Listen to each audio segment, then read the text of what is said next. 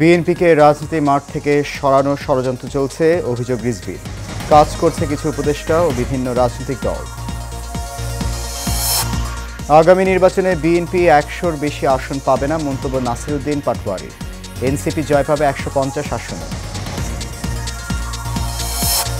দুর্গাপূজায় কোথাও নিরাপত্তার ঝুঁকি নেই, বললেন স্বরাষ্ট্র উপদেষ্টা। মণ্ডপে শৃঙ্খলা বজায় রাখার আহ্বান। এবং ডেঙ্গুতে আক্রান্ত হয়ে গত ২৪ ঘন্টায় আরও ২ জনের মৃত্যু। আক্রান্ত হয়ে হাসপাতালে ভর্তি হয়েছেন আরও ৬৭৮ জন।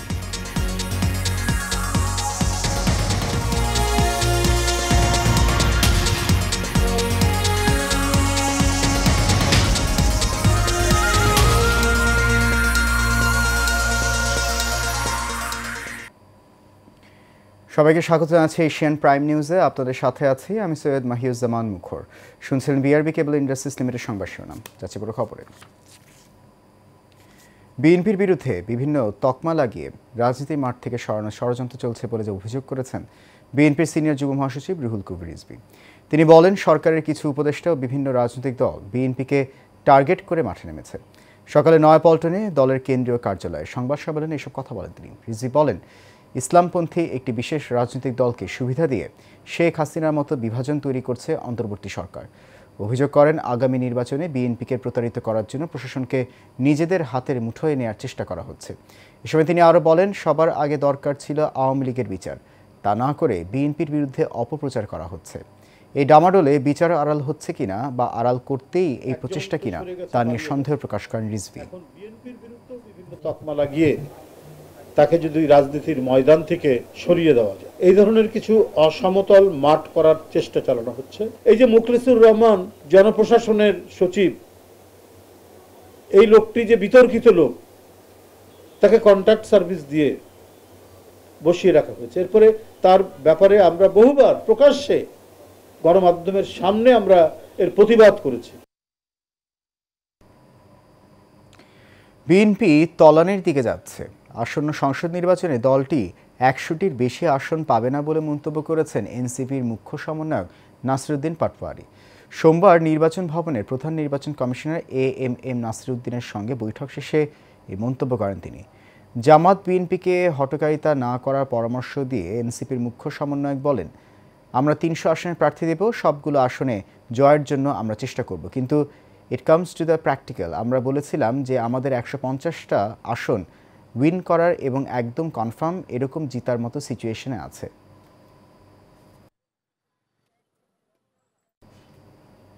স্বরাষ্ট্র কৃষি উপদেষ্টা লেফটেন্যান্ট জেনারেল অবসরপ্রাপ্ত মোহাম্মদ জাহাঙ্গীর আলম চৌধুরী বলেছেন, এবারে শারদীয় দুর্গাপূজায় কোনো নিরাপত্তার ঝুঁকি নেই। বিগত সময়ের থেকে এবার আরও বেশি সম্প্রীতির বন্ধন অটুট থাকবে এবং উৎসবমুখর পরিবেশে পূজা অনুষ্ঠিত হবে। নারায়ণগঞ্জ নগরীর মিশনপাড়া এলাকায় রামকৃষ্ণ মিশনের পূজা মণ্ডপ পরিদর্শন শেষে গণমাধ্যমের প্রেস ব্রিফিংয়ে তিনি কথা বলেন। স্বরাষ্ট্র উপদেষ্টা আরও বলেন, সারা দেশে ৩৩,০০০ শারদীয় দুর্গাপূজার জন্য পর্যাপ্ত নিরাপত্তা ব্যবস্থা গ্রহণ করা হয়েছে। আনসার পুলিশ, র্যাব, বিজিবি ও সেনাবাহিনী মোতায়েন থাকবে। এদিকে পূজা মণ্ডপে ধর্মীয় পবিত্রতা রক্ষা ও শৃঙ্খলা বজায় রাখতে সবার প্রতি আহ্বান জানান স্বরাষ্ট্র উপদেষ্টা।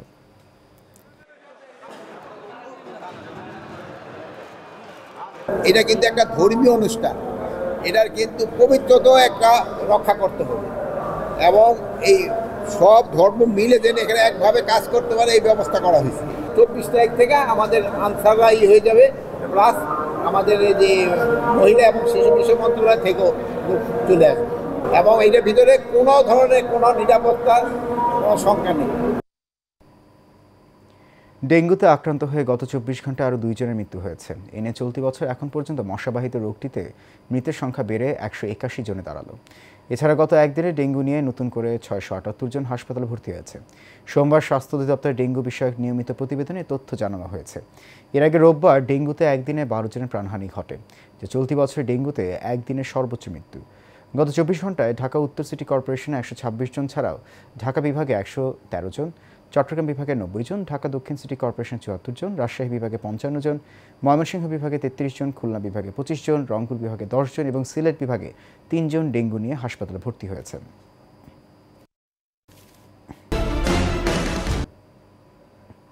শ্রমিকদের ন্যায্য বেতন সহ একাধিক দাবিতে চাঁপাইনবাবগঞ্জ, রাজশাহী ও নাটোর থেকে ঢাকা, চট্টগ্রাম ও কক্সবাজার রুটের বাস চলাচল অনির্দিষ্টকালের জন্য বন্ধ ঘোষণা করেছেন শ্রমিকরা। শ্রমিকদের ন্যায্য বেতন ও দাবি আদায়ের লক্ষ্যে সকাল থেকে চাঁপাইনবাবগঞ্জ, রাজশাহী, নাটোর, ঢাকা, চট্টগ্রাম এবং কক্সবাজার রুটে চলাচলকারী বিভিন্ন বাস অনির্দিষ্টকালের জন্য বন্ধ রয়েছে।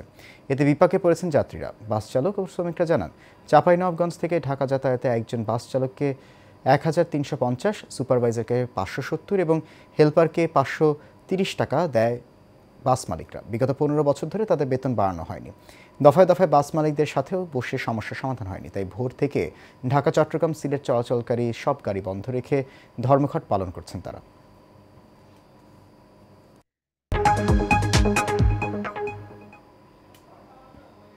এয়ারটেল গেমিং অ্যারেনা নামে একটি জাতীয় ইম্পোর্টস টুর্নামেন্ট চালুর ঘোষণা দিয়েছে রবি আজিয়াটা পিএলসির ব্র্যান্ড এয়ারটেল। সোমবার রাজধানীর রবি কর্পোরেট অফিসে আয়োজিত এক সংবাদ সম্মেলনে এই ঘোষণা দেওয়া হয়। সংবাদ সম্মেলনে পাবজি মোবাইলের সঙ্গে এয়ারটেলের একটি কৌশলগত সমঝোতা স্মারক ঘোষণা করা হয়।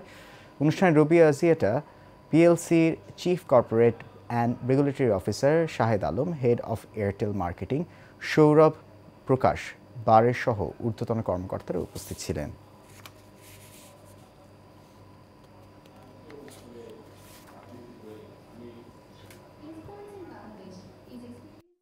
দেশের শীর্ষস্থানীয় নিত্য ব্যবহার্য ও ভোগ্যপণ্য উৎপাদন ও বিপণনকারী প্রতিষ্ঠান ইউনিলিভার বাংলাদেশ লিমিটেডের নতুন প্রধান নির্বাহী কর্মকর্তা ও ব্যবস্থাপনা পরিচালক হিসেবে নিয়োগ পেয়েছেন রুহুল কুদ্দুস খান। তিনি আগামী ১ নভেম্বর ২০২৫ থেকে এই দায়িত্ব গ্রহণ করবেন। কর্মজীবনে ২৯ বছরেরও বেশি সময় জুড়ে তিনি বাংলাদেশ ও ভারতের সাপ্লাই চেইন এবং গবেষণা ও উন্নয়ন বিভাগে বিভিন্ন নেতৃত্বস্থানীয় পদে দায়িত্ব পালন করেছেন। বিগত বছরগুলোতে তিনি গ্রাহক কেন্দ্রিক দৃষ্টিভঙ্গি, ডেটা অ্যানালিটিক্স, প্রসেস অটোমেশন এবং ডিজিটাল রূপান্তরের উপর বিশেষ গুরুত্ব দেন। Ruhul Indian institute of technology IIT থেকে মেকানিক্যাল ইঞ্জিনিয়ারিংয়ে ডিগ্রি অর্জন করেছেন। শিশু ক্যান্সার সচেতনতা মাস উপলক্ষে প্রচার প্রচারণা কার্যক্রমের অংশ হিসেবে আশিক ফাউন্ডেশন এবং ওয়ার্ল্ড চাইল্ড ক্যান্সারের যৌথ উদ্যোগে বর্ণাঢ্য র্যালি অনুষ্ঠিত হয়েছে। বিকেলে রাজধানী ঢাকায় বিশেষ ঘোড়ার গাড়ি র্যালি করেছে এবং ক্যান্সারের লক্ষণসমূহ সম্বলিত লিফলেট বিতরণ করা হয়। র্যালির উদ্বোধন করেন আশিক ফাউন্ডেশনের প্রধান নির্বাহী কর্মকর্তা মাহিন হামিদ। তিনি এ সময় বলেন, ক্যান্সার যোদ্ধা শিশুদের সাথে তিনি ফাউন্ডেশনের প্রতিষ্ঠা লগ্ন থেকেই জড়িত ছিলেন এবং ভবিষ্যতেও থাকবেন। একমাত্র শিশু ক্যান্সার সম্পর্কে সচেতনতাই পারে শিশুকে সময় মতো এবং সঠিক চিকিৎসার মাধ্যমে শিশু ক্যান্সার নিরাময় করতে। এ সময় উপস্থিত ছিলেন আশিক ফাউন্ডেশনের উপদেষ্টা মোহাম্মদ আলাউদ্দিন সহ কর্মকর্তা, কর্মচারীবৃন্দ, স্বেচ্ছাসেবক ও শুভানুধ্যায়ীরা। আমরা আশিক ফাউন্ডেশনের বিভিন্ন কর্মসূচির মাধ্যমে শিশু ক্যান্সারের জন্য কাজ করে যাচ্ছি। আর সেপ্টেম্বর পুরো মাসব্যাপী শিশু ক্যান্সার সচেতনতা মাস, তারই একটা কার্যক্রম হিসেবে আমরা আজকে ঢাকা শহরে বিভিন্ন শহর পরিদর্শন করেছি এবং লিফলেট বিতরণের মাধ্যমে আমরা শিশু ক্যান্সারের সচেতনতা বাড়ানোর জন্য আমরা আজকে আমাদের আজকের আয়োজন। জানাবো খেলার খবর, থাকছে ফুটবল। ফ্রান্সের প্যারিসের থিয়েত্রো দু শটেলে অনুষ্ঠিত হতে যাচ্ছে ফুটবল জগতের সবচেয়ে মর্যাদাপূর্ণ পুরস্কার ব্যালন ডি অরের বিতরণী অনুষ্ঠান। ৬৯তম আসরের এই অনুষ্ঠানে ইউরোপিয়ান ফুটবলের সেরা পুরুষ ও নারী ফুটবলার, গোলরক্ষক, তরুণ খেলোয়াড়, সর্বোচ্চ গোলদাতা ও কোচদের সম্মাননা দেওয়া হবে। ফুটবলে লম্বা সময় ব্যালন ডি অর জয়ী দৌড়ে ছিলেন আর্জেন্টিনা বিশ্বকাপ জয়ী অধিনায়ক লিওনেল মেসি ও পর্তুগালের ক্রিশ্চিয়ানো রোনালদো। ফরাসি ক্লাব পিএসজিকে ট্রেবল জেতানো উসমান দেম্বেলে এবারের ব্যালন ডি অর জেতার দৌড়ে বেশি এগিয়ে। আলোচনায় আছেন মাত্র ১৮ বছর বয়সী বার্সেলোনার লামিনে ইয়ামালও। ফুটবলের সবচেয়ে মর্যাদাপূর্ণ পুরস্কার বিতরণী অনুষ্ঠান ব্যালন ডি অর আজ বাংলাদেশ সময় রাত ১২টায় অনুষ্ঠিত হবে।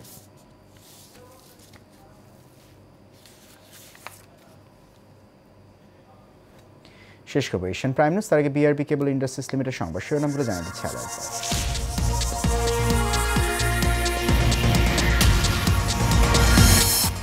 বিএনপিকে রাজনীতি মাঠ থেকে সরানোর ষড়যন্ত্র চলছে, অভিযোগ রিজভী। কাজ করছে কিছু উপদেষ্টা ও বিভিন্ন রাজনৈতিক দল। আগামী নির্বাচনে বিএনপি ১০০-র বেশি আসন পাবে না, মন্তব্য নাসিরউদ্দিন পাটোয়ারি। এনসিপি জয় পাবে ১৫০ আসনে। দুর্গাপূজায় কোথাও নিরাপত্তার ঝুঁকি নেই বলেন স্বরাষ্ট্র উপদেষ্টা। মণ্ডপে শৃঙ্খলা বজায় রাখার আহ্বান।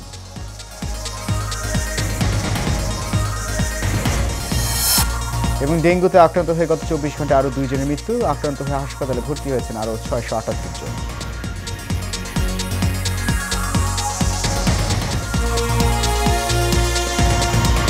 প্রাইম নিউজ এ পর্যন্তই। আমাদের পরবর্তী আয়োজন দেখার আমন্ত্রণ রইল। এখন সঙ্গে থাকার জন্য অনেক ধন্যবাদ সবাইকে। শুভরাত্রি।